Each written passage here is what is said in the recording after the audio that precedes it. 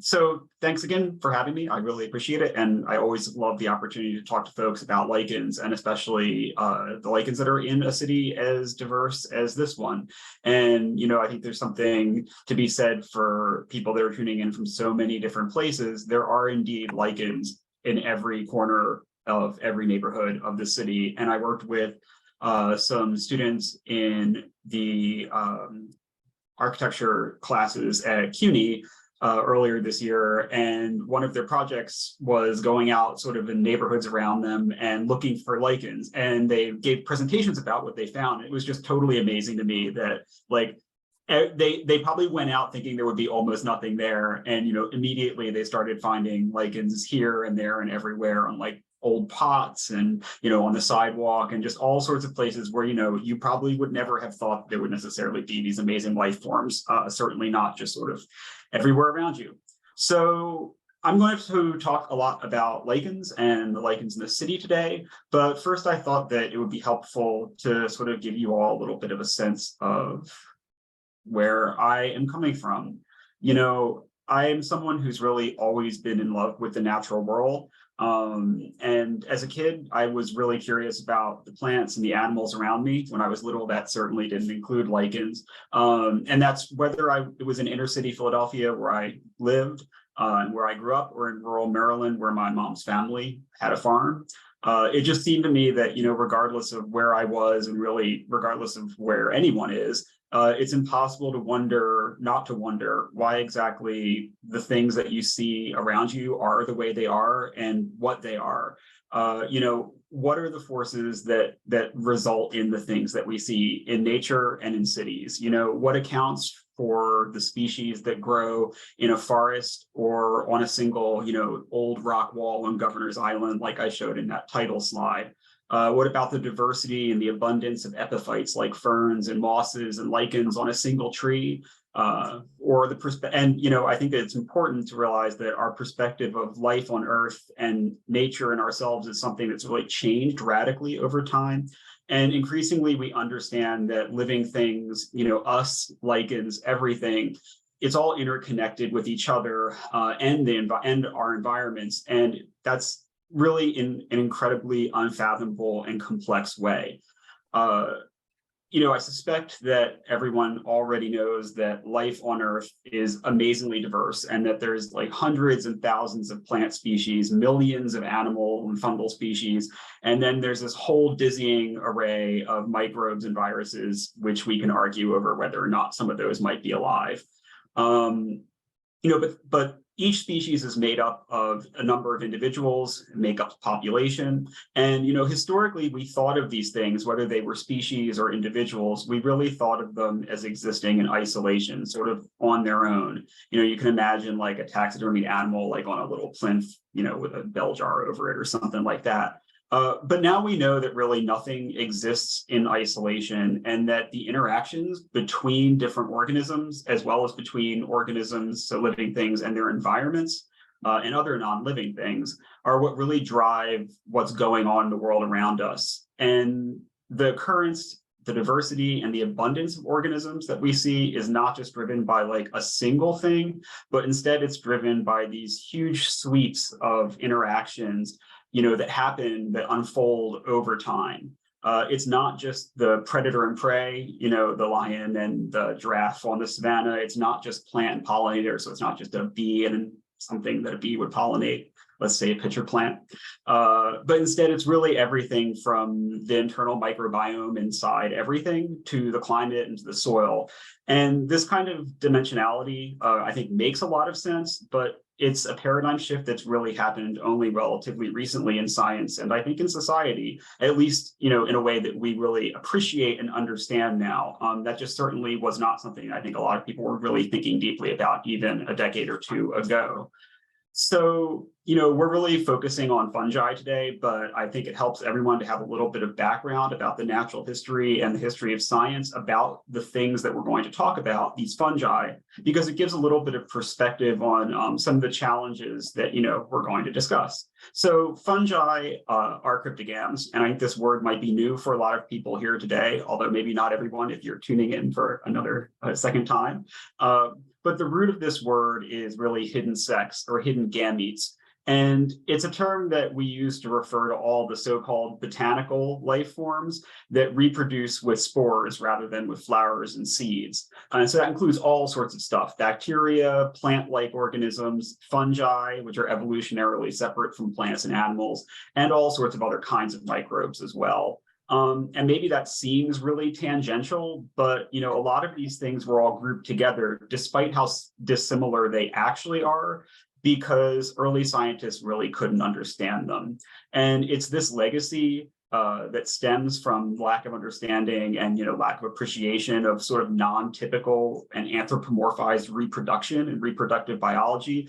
That's really why knowledge about these organisms is limited in many ways compared to lots of other kinds of plants and animals. So with that in mind, biotic interactions are the interactions, here we have a nice illustration of a community of cryptogams. So you've got a moss, you've got a fern, you've got a lichen, and you've got these different things that are growing close together in close proximity. So biotic interactions are the interactions that exist amongst organisms, so between living things. And these interactions really drive a lot of the world around us. And fungi are probably the most diverse organisms on Earth. They're everywhere, in diversity and abundance. They're in the desert, they're in the rainforest, they're in old growth forests, they're in cities, they're in the land, they're in the sea, they're on the land, they're on the sea, they're in and on everything. And they interact with everything. They are essential for ecosystem functioning. And the thing that's really amazing about them is that they're made up of these tiny threads called hyphae. And those hyphae spin shapes that are remarkable, varied, and I think beautiful. And they really knit together the natural world. Some of them foster growth and creation, others of them hunt and destroy, and some of them, others still recycle and decompose things. So they really run the gamut of all the life strategies on Earth. They're pathogens, they're parasites, they're symbionts. They really have all the possibilities. Fungi do everything. So, if there's one group of fungi that have really emerged into popular culture in the last decade, it's mycorrhizae. And mycorrhizae are fungi that form intimate relationships with plants. So something like 80 or 90% of the plants on Earth associate with these fungi. And these fungi form mutualistic symbioses on, in, and around the roots. The fungi can obtain the carbohydrates they need, while the plants get the water, minerals, and nutrients that they need. These mycorrhizae weave together the natural world, and they form these imperceptible networks, all around us. The mutualistic symbiosis really means that both partners, or all of the partners, are benefiting from this. You get happy fungi, and you get happy forests. Much of the vegetation around us wouldn't exist without mycorrhizae, and neither would most of our most important agricultural crops. So these things are incredibly important, as are the symbioses that they form. Similar to mycorrhizae, lichens are another major kind of fungi that form mutualistic symbioses. But rather than connecting together plants in a botanical internet, the lichens associate with algae and cyanobacteria, so things that photosynthesize, for the purpose of obtaining nutrition and so that they can avoid dying when they desiccate, or when they dry out. So there's over 20,000 species of lichens out there, and their unique lifestyle, which involves that internal source of this help, has allowed them to advance into almost every available niche on land. So they live in the driest deserts, and they live in the highest mountains. And in some places, they form the dominant vegetation. So places like the Arctic. They've been exposed to the vacuum of space and somehow survived completely unscathed. To me, that's like mind-blowing. It's incredible.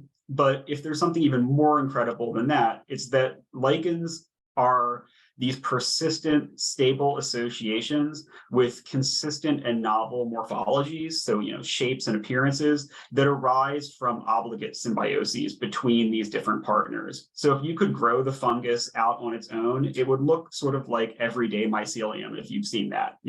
Hopefully not something that you would see in your shower. But if you were able to grow the other partner, the the photosynthesizing partner out on its own, it would also probably look more or less like a smudge of green or, on a tree or a rock or something like that. These two things do not look particularly spectacular to me, although, maybe we can argue over that if you study mycelium or algae and cyanobacteria. But regardless of that, the thing is that when they form these lichens, which at least the fungi have to do to survive, they end up forming these really complex morphologies, and they do so consistently all the time. And these structures consist almost entirely of layers of fungal tissue and then layers of fungal tissue intermixed with bacteria and the photosynthesizing partners.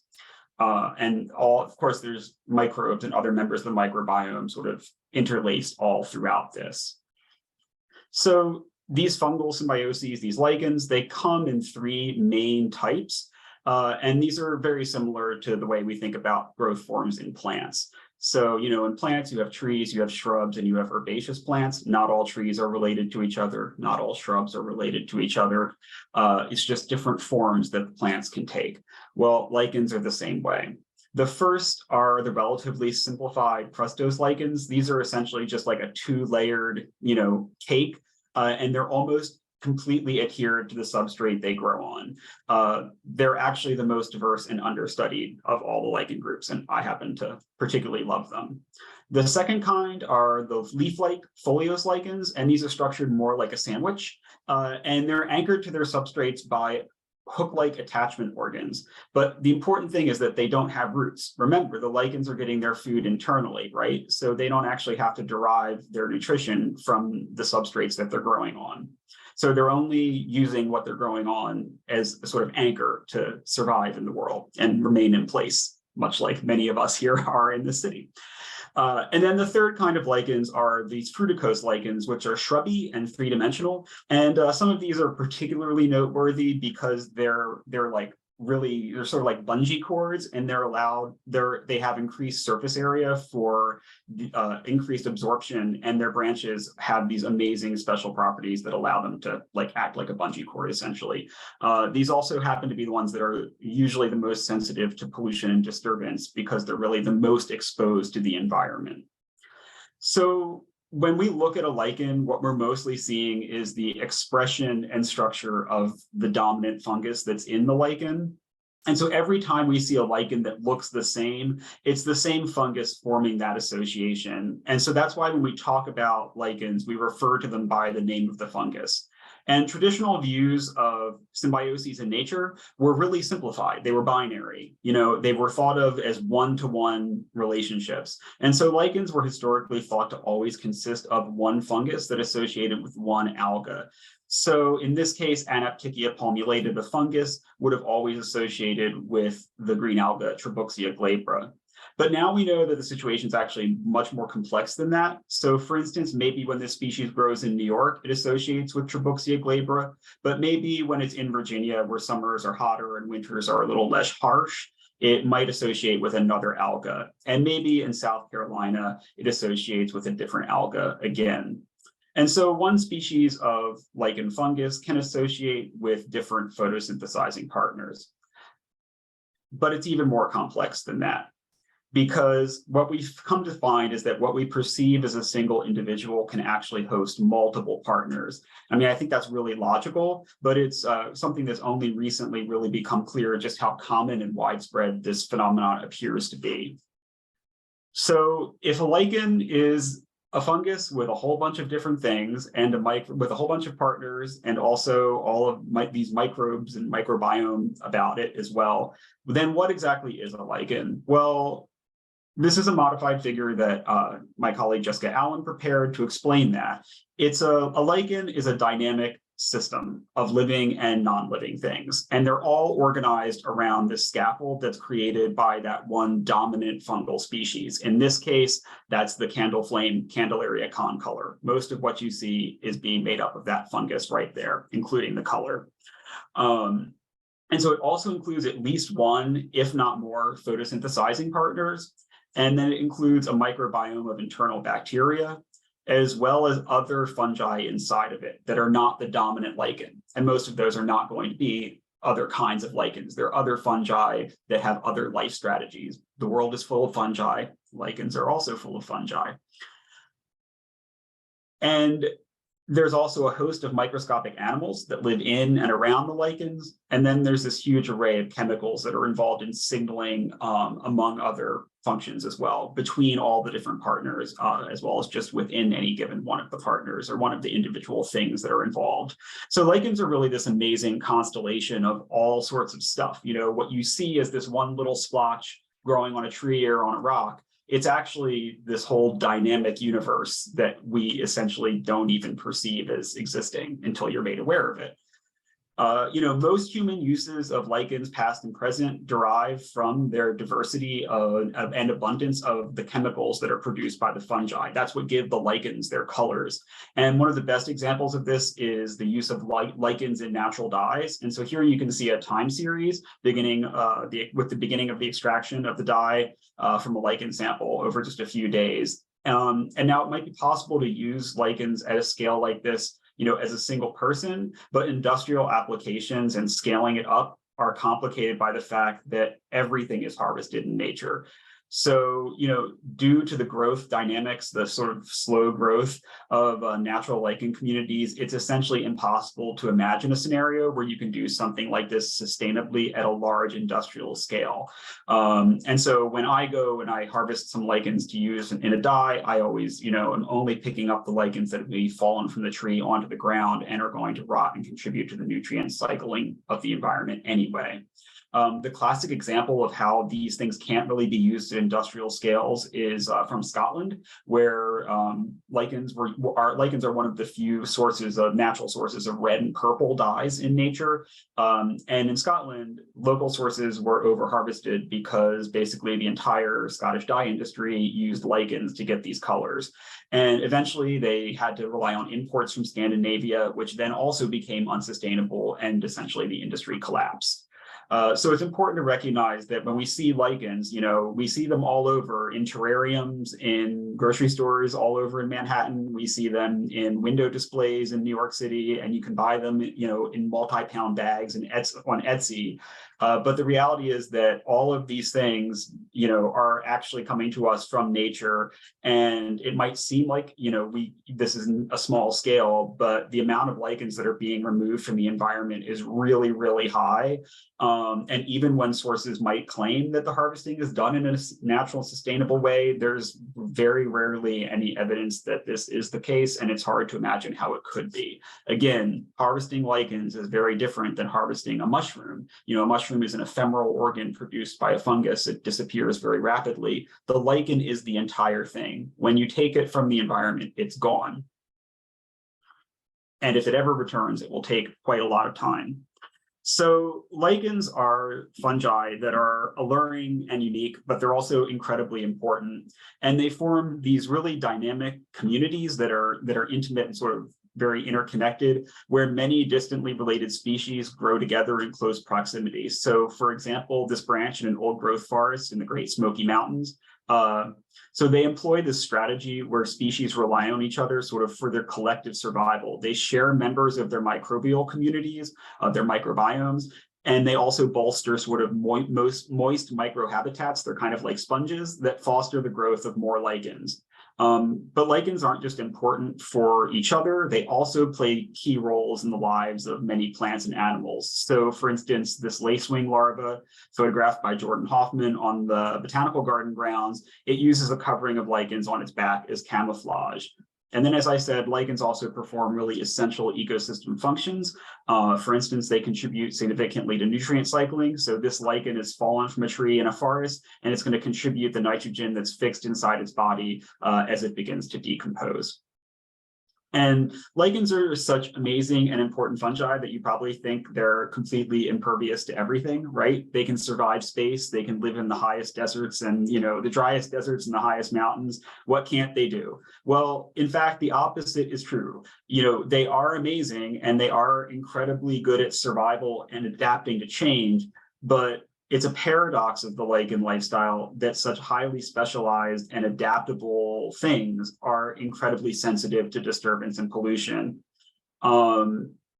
And that's why in many areas where you see, we're in New York City and around, you see significant declines in the diversity and abundance of lichens compared to what would have been here a century ago. So that's whether you're in a old growth forest on Long Island, whether you're in Central Park, or you're standing on the top of a rock outcrop overlooking the New Jersey Turnpike in Secaucus.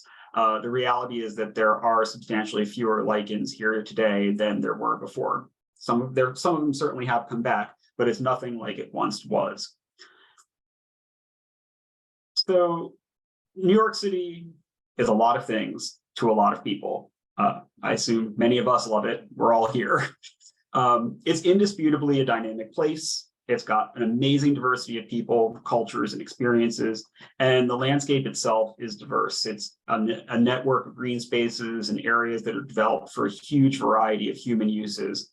And this long history of dynamic and diverse human occupation coincides with a remarkable degree of documentation of the natural world. And that's certainly the case for lichens. So we know that New York City was once home to lichen communities that were as dynamic and diverse as the people that are here today. And those communities included species like those that are pictured here, including the one on the upper panels, Loberia pulmonaria, which is a pollution intolerant and disturbance intolerant sort of old growth indicator species. And we know that this was the case because the lichens of New York City have been documented by naturalists for hundreds of years, through their writings and through specimens that are preserved in natural history collections. And it's through things like this that we can really understand how things have changed. So for instance, you can take that lungwort lichen, it's disturbance sensitive, it's pollution intolerant, and it was reported from New York City in the early 1800s.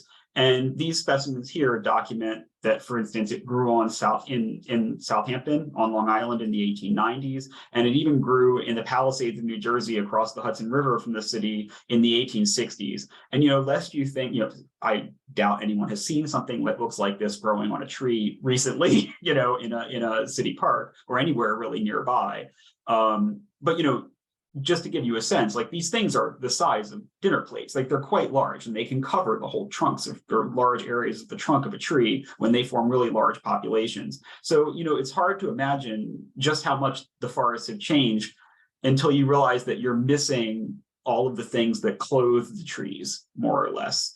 This species appears to have disappeared from the New York City region by around 1914. And like I said, it hasn't been relocated today. So while the current period of rapid disturbance and change might greatly impact many lichens, it does seem clear that some species will adapt and survive. And we can see that in New York City, which has this amazing, long period of study, this great baseline and repeated baselines, in fact. It's probably the best studied set of lichen communities outside of Europe. And there's a clear decline in the number of species from when the city was smaller and prior to industrialization through its rapid build out, and then through the extreme period of air pollution and industrialization. But that's been followed by a subsequent increase due to the return of species that are tolerant and adapted to novel environments and the skewed climates that exist in urban areas. So it seems clear that what happened is that there was that the initial build out of the city extirpated most of the species. And we know that because Abraham Halsey, who was an early member of the New York Academy of Sciences, what was then the New York Lyceum, he inventoried all the lichens that were growing around, I think it was within 10 miles of City Hall in the early 1800s. He published his work in 1823. For the longest, he found over 190 species, which, maybe is not everything that was there, but it's a pretty good representation, and it gives you a pretty good sense that there was a lot of stuff growing in downtown Manhattan at that time. His collections were thought to have been lost in the fire that destroyed the collections of the New York Lyceum, and it turns out that they actually have survived. I found them last year in the herbarium of the Brooklyn Botanic Garden, and I'm working on writing that up for publication right now. So, it seems like based on this, there was this initial loss of a lot of species as the city was built out, as the grid was, sort of laid out.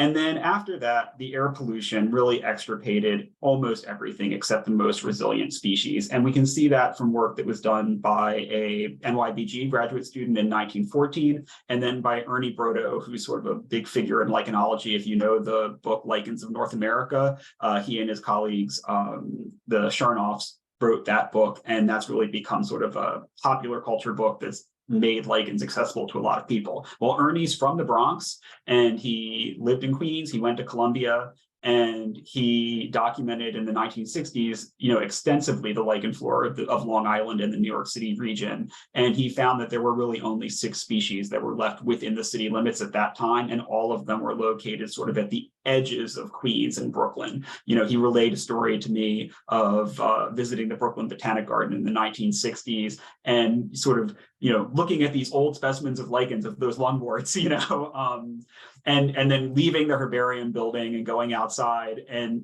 just being overjoyed when he found one little sort of scrap of a lichen growing on a concrete fence, at that time.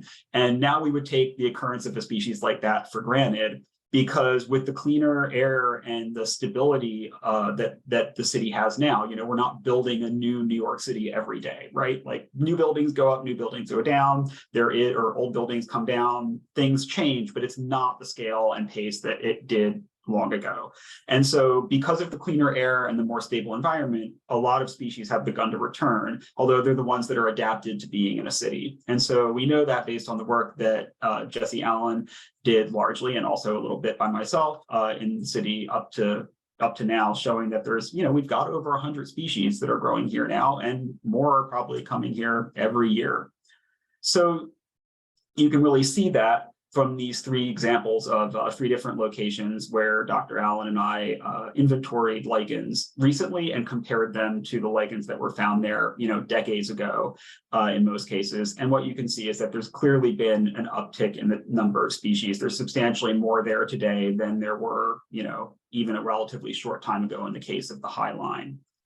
So with over 100 species living in New York City now, we can see that there's these multi-species lichen communities almost everywhere you go. Rocks in Central Park, the dunes at Floyd Bennett Field in Brooklyn, even the revegetated landfill, in Staten Island and Fresh Kills, there's lichens there, and there's more than one kind. But it's important to remember that, these communities have arisen through really different processes and through diverse processes. And so 2 individuals growing side by side might have ended up there through 2 different mechanisms, and these species might have different stories. And so if we look at the lichens in New York City, what we really see is that over the centuries, and this applies to just about any urban area, over the centuries, things more or less follow one of the 3 main themes. The first is that there's the lichens that we've lost, presumably due to habitat change and to air pollution, and they really haven't come back. And then there's a really small number of them that have managed to survive through sort of the darkest days of air pollution and disturbance, if you want to think of that, and managed to make it through to the present day. They've threaded that needle. And then there's the ones that were pushed out of the city, but then they managed to return as the conditions here have improved. And so I was going to walk you through a few examples of those just because I think they're really great and illustrative examples. So, the species that have been lost from New York City really fall into one of several groups. And the first of these is these large 3-dimensional fruticose lichens, those shrubby ones that are highly sensitive to air pollution. So Usnea strigosa is one of these species that once occurred commonly throughout much of temperate eastern North America, including New York City. You can still find it in the Pine Barrens in New Jersey and on Long Island. So here it is in all its glory on the Delmarva Peninsula of Maryland. This species presumably once grew abundantly in the city, and it was reported in the early 1800s. And although we can't judge all of the exact precise locations where it grew, we know that it was still living in the city, and judging by the looks of this specimen from the 1860s from Ridgewood, Queens, it was still thriving. That looks like a pretty healthy lichen. But after the 1860s, there were no subsequent reports of this, and it wasn't found by Ernie Brodo in the 1960s. And so unfortunately, it does appear to be gone. Insert emoji here. Another group of lichens that have suffered this same fate are those that associate with cyanobacteria, so those that are commonly known as jelly lichens. The last of these species that was seen in the New York City area was in 1914, and we haven't found them more recently. This case of lost cyanolichens is really exemplified by Collima subflacidum, which is, again, a species that was once really widespread throughout temperate eastern North America. And, thanks to a museum specimen, we know that it was growing on Snake Hill in New Jersey. That's that big rock outcrop in 1860, the one that overlooks the New Jersey Turnpike near Secaucus. Now, for those who aren't in the know, Snake Hill is located in the Meadowlands of New Jersey next to the Secaucus Transit Center, and it was formerly the site of one of the largest asylums in New Jersey. But that rock outcrop was quarried away, and it's now located directly adjacent to the New Jersey Turnpike. And you can see the remnants of the hill here in the lower corner of the map. And there are, in fact, still trees and rocks on Snake Hill, and there might even be, a few lichens there. But you can see just how much the lichens have changed, and it's hard to imagine a species like that Collima subflacidum being able to survive there now. So then there's this small cohort of species that have really survived, the gritty survivors, and a great example of that is Cladonia cesspiticia. It's another species that's really common throughout eastern North America. It grows on soil and on the bases of trees, and it was reported in the early 1800s. So we can be reasonably certain that it was present in the city, early on. It was found in Jamaica, Queens in 1914, and during the height of the air pollution, Ernie Brodo found it throughout Long Island, including one site in Queens. We even found it in Central Park today. So this is one of the few species that appears to have stuck with us over sort of the entire time. And you might notice, of course, that those two pictures of it look a little different. And that's because the lichens that are growing in the city today often look a little bit different than the way they do when they grow outside of the city, because of how the conditions are different here compared to in a more natural area where things would be a little bit less dry and a little bit less hot. So the lichens tend to be a little bit different, which is why we thought it was really helpful and be really necessary to write a field guide for lichens that were specifically in the city. You can see that if you were trying to identify the one on the right in Central Park using the photo on the left from somewhere else, you probably have a pretty hard time.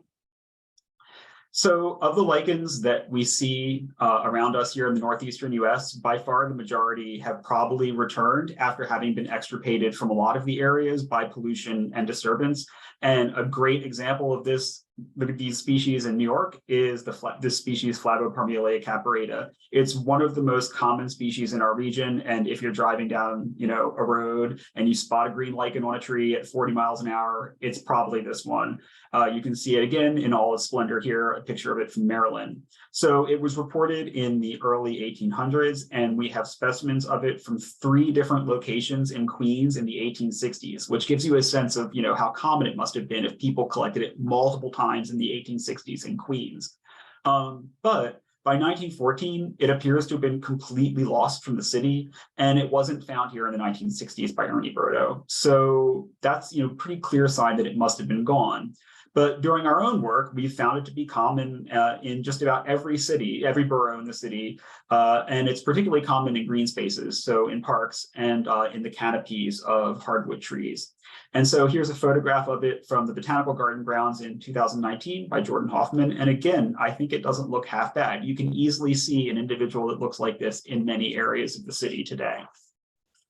So we have a pretty good sense that the natural processes have to play out to allow lichens to return.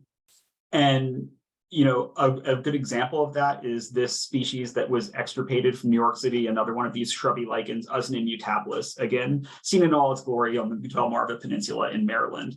So, one individual was found in the Bronx in 2018, and another one was found in Brooklyn in 2020. And both of them were so small that we had to sequence their DNA to positively identify them. But they had returned on their own to these sort of stable environments, to these cemeteries that exist in the city. So they had recolonized this area from somewhere further afield. But Jesse Allen and I also attempted to transplant the same species to New York City, to the Botanical Garden grounds. And you can see that after a few months, the transplants didn't look very good. And it was only a matter of time before they sort of were completely bedraggled and dead. And this is a general trend that we see in a lot of attempts to translocate or to relocate species to urban areas and to built environments. The lichens usually have to return on their own. They don't do so well when they're aided by us. So we focused on the concept of lichens recolonizing the city, but there's also this steady flow of them that are being brought in by humans, either knowingly, like for decoration, like on the luxuriant lichens that are growing on branches here, on a planter, or in a branch that's in a planter near where I live in Union Square in Manhattan, or unknowingly because they're attached to substrates that are brought in for some other use, bricks or wood or something, concrete, who knows? There's all sorts of things that are coming into the city every day. And some lichens are tagging along. What happens to those lichens that move in to the city that way? Well, the answer appears to be that just like in our Usnea transplants to the Botanical Garden, most of them do not seem to survive. And it seems that most lichens just are not well adapted to moving into the stressful conditions of the city. And studying how the lichens respond to this kind of movement is actually something that anybody can do with iNaturalist. And I think it's a really great extension of sort of the idea of adopting a tree in your local neighborhood, and especially one that's been recently planted, and seeing how the lichens that have come in on it might change over time. So here I noticed this ornamental maple tree that was planted in front of a new apartment building on 22nd Street on the east side in Manhattan. And it had lots of lichens on it when it arrived in 2015. By the end of 2015, they were looking a little worse for wear. And by 2020, they were completely gone. So the lichens really do have to come back on their own. And that's really well illustrated by the High Line. So there were almost no lichens on the High Line when Richard Stalter studied it in 2004. So he did a flora of the High Line to see all of the plants and lichens and mosses that were growing there back way before it was turned into the park that it is today. In 2019, I visited the last area of the High Line that remained, quote unquote, wild, the part that hadn't been converted fully into the modernized park that it is today.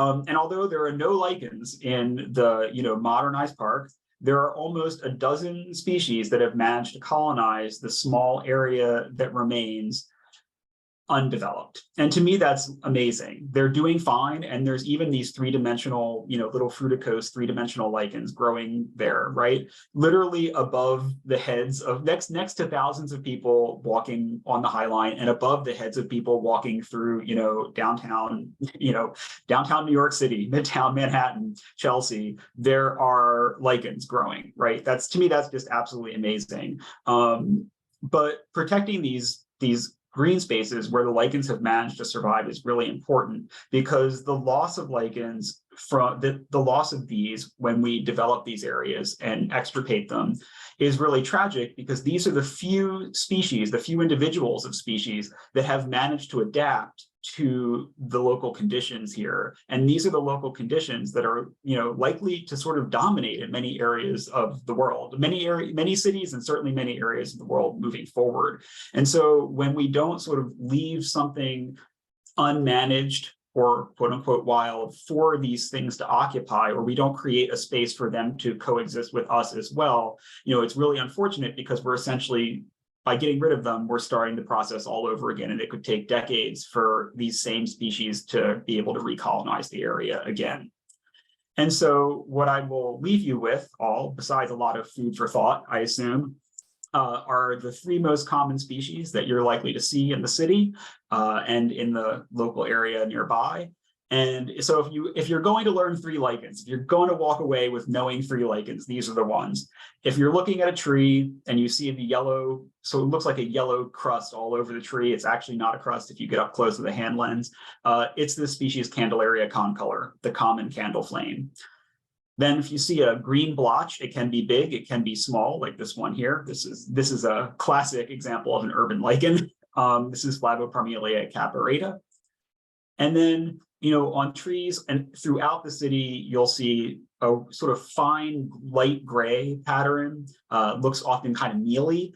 Sometimes you'll see an array of lobes all around the sort of mealiness. That's Physcia milligrana. Now, if you're looking at rock outcrops in Central Park or the Botanical Garden or anywhere else, and you see that same kind of gray also on the rocks, that's a different species. That's Physcia thomsoniana. And it's actually a species that was only described a few years ago. So that gives you a sense that, not only do we have lots of things to learn about lichens, but we even have lots to learn about lichens in urban areas. I mean, that was a species that was not formally described to science until relatively recently, something that literally turns the rock outcrops in most of our parks gray, something that's very readily visible, was not formally described to science, which to me is just amazing. So again, if there's three lichens that are worth committing to memory, it would be these three: win friends and influence your enemies. And with that, I'd like to thank you all for listening. I'm happy to take some questions if there's time. I'd also love to thank all of my colleagues and my collaborators, especially Jessica Allen.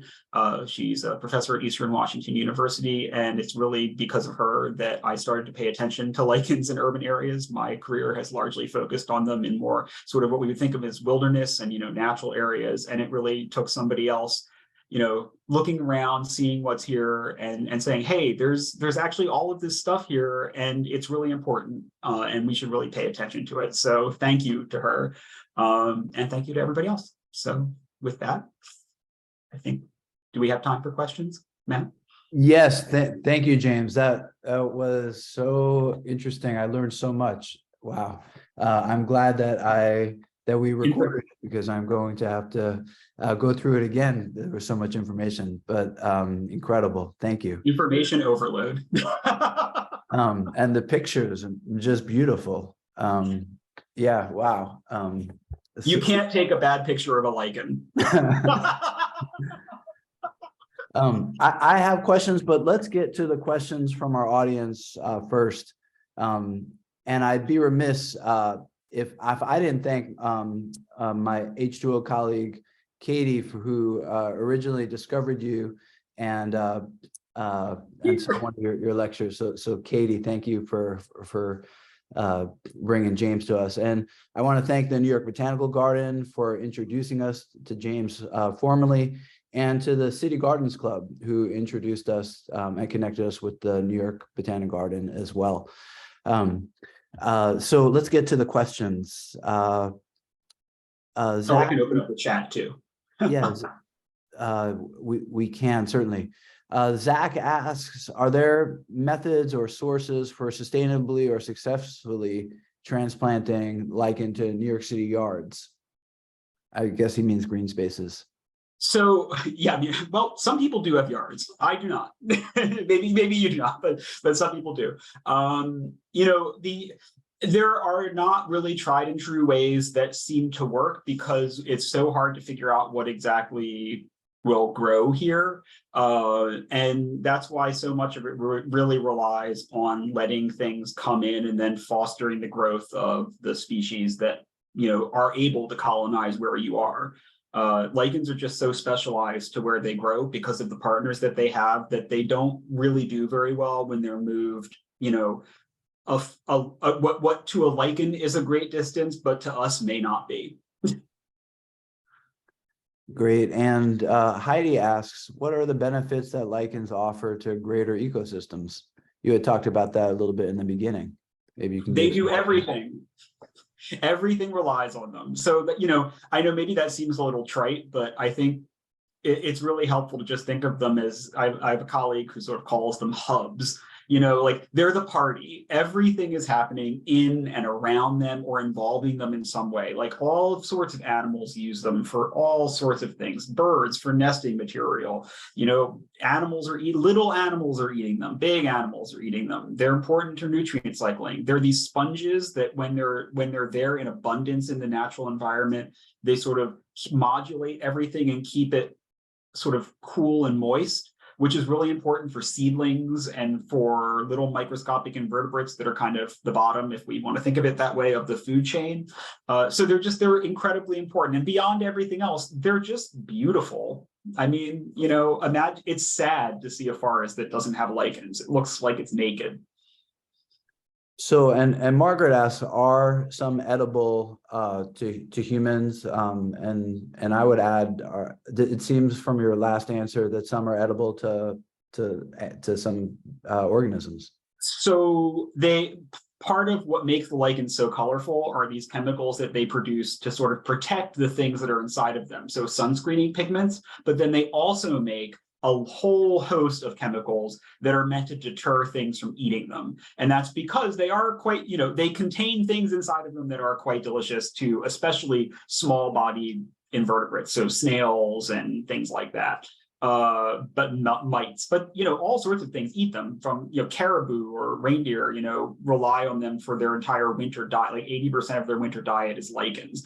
So, you know, things big and small use them and can eat them, but they also, those things are adapted to being able to deal with those chemicals. So some of the chemicals are highly toxic, and so they have ways of sort of dealing with that, or they choose lichens.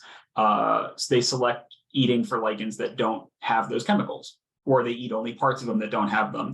People do eat them. Again, if you're going to eat lichens, you have to harvest them from nature. So you're taking them from the environment, which is not always the best thing. And then also lichens are going to be potentially, you know, sequestering their fungi. So if there's contaminants in the environment, like heavy metals and things like that, they're going to also have sequestered that in them. So if you're eating a lichen, you're eating what the lichen has been living with, you know, for its entire very long lifetime, which is something else to consider. Beyond that, I also don't think they taste very good, but you know, that's my personal opinion. I haven't had one prepared in a way that I thought was absolutely delicious. I will stop saying that when someone produces a delectable treat for me.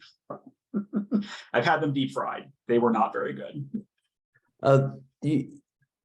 I'd like to ask a question. I recently grew mushrooms. Do some researchers experiment with different algae and mushrooms to try to create new species of lichen? Is that I mean, you're not making a new species of lichen because they're named based on the fungus. So, I mean, unless you're like doing some crazy some like sci-fi stuff to make them, you know, evolve, you might be trying to make a new symbiosis, like a new partnership arise. There is some research, because a lot of the properties that lichens have, like those branches that are really strong and able to kind of be like bungee cords, or this ability to dry out and become essentially physically inactive for very long periods of time. You know, there's all sorts of properties that they have, and there's some other physical properties they have that people are very interested in for industrial applications. You know, people are sort of trying to make what you would think of as like a lab-made lichen that's a synthetic, like a lichen mimic. So like other fungi that are readily culturable and other algae, and putting them together to form something that like kind of resembles a lichen. You could call them a fake lichen if you want. But then, you know, beyond that, there have been a lot of attempts to grow them in the lab, and it's just that that's not done very readily. So the fungi grow very slowly, and even though you can maybe grow the partners out in the lab, getting them to come back together to form the lichen that as you would see in nature is almost impossible. Amazing. I can't do it, but that doesn't mean anything. I'm bad at growing things. I'm horrible. Don't have a green thumb. Kevin asks, which air pollutants are the rare lichen most sensitive to?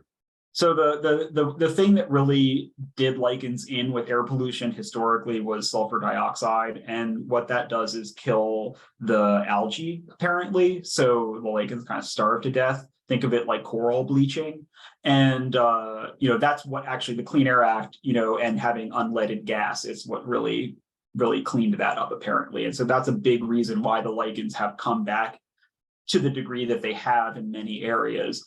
But now there are other pollutants that have become more prevalent that are less regulated. And we don't really know what the impacts of those are on lichens.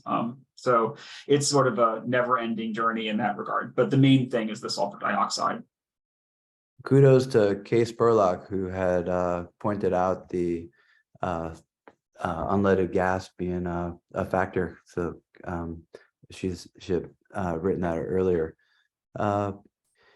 Is there L'Oreal asks, is there any information if lichen are affected by PFAS or microplastics?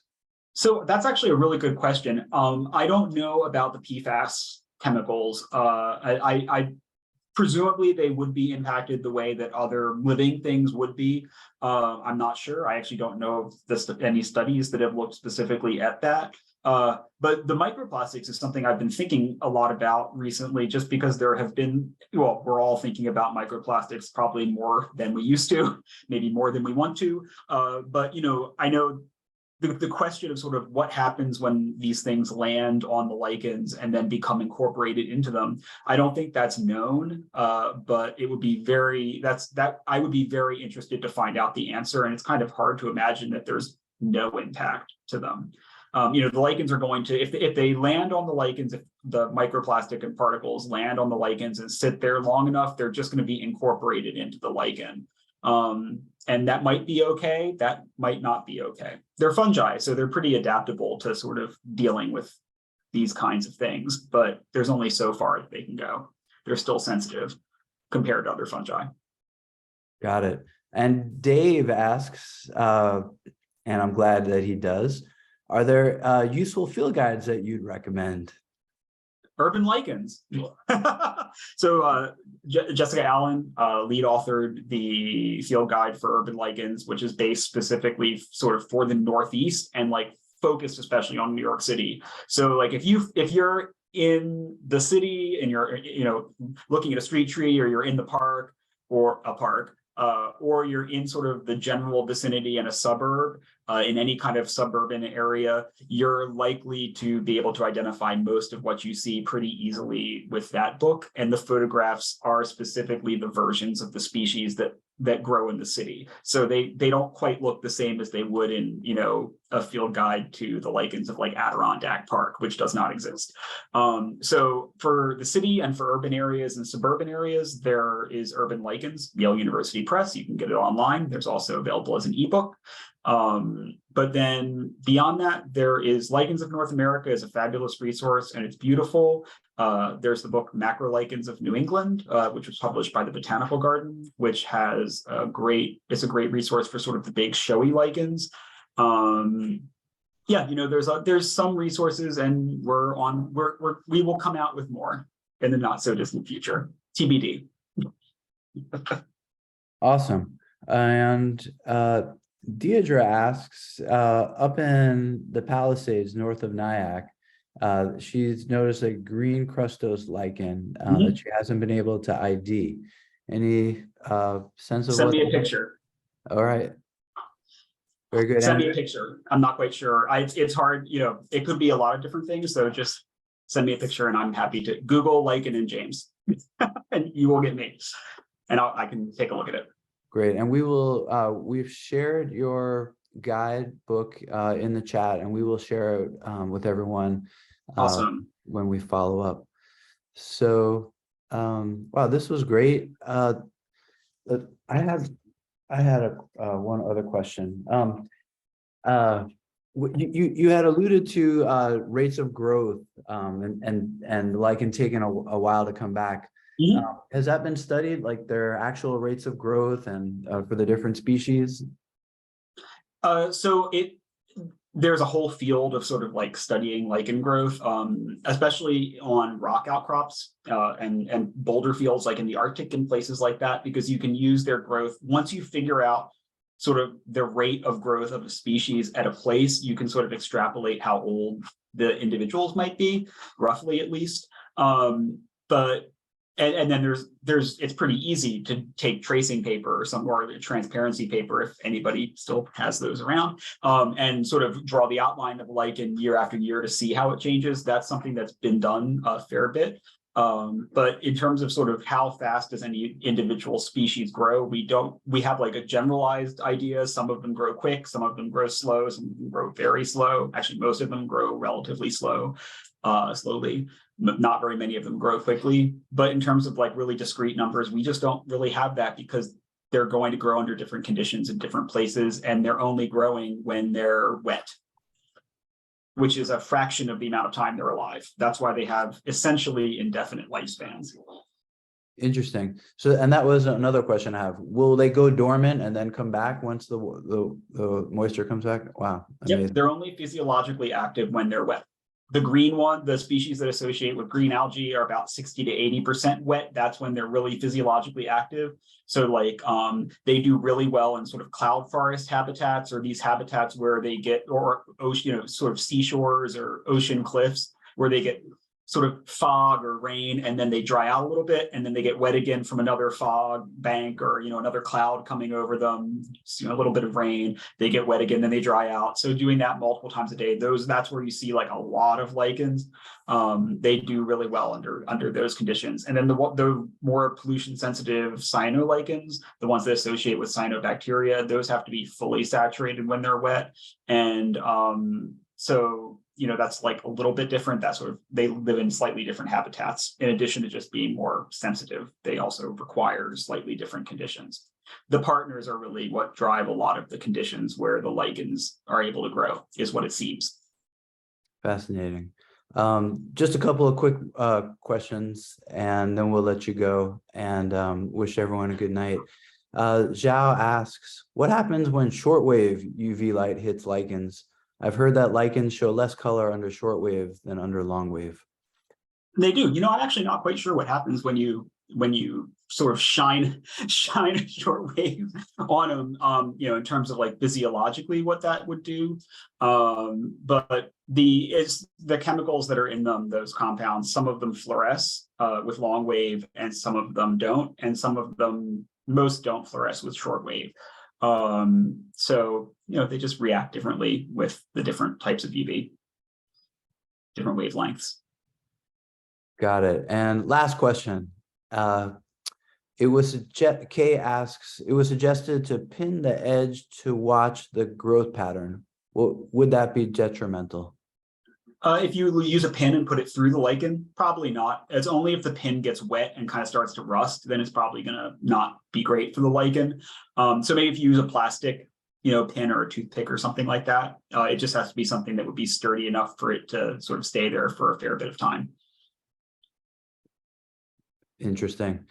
James, thank you so much for an inspiring and fascinating talk. I learned so much. To our audience, thank you everybody for joining us. Thanks to my colleague Katie, who found James to begin with, and all my H2O colleagues. We have recorded tonight's session. We'll post it on our YouTube channel. Thanks again, everybody. Thanks, James. That was awesome. Thanks. Thank you. Much appreciated. Y'all have a good night now. You too. Thanks again. Thanks. Stop sharing.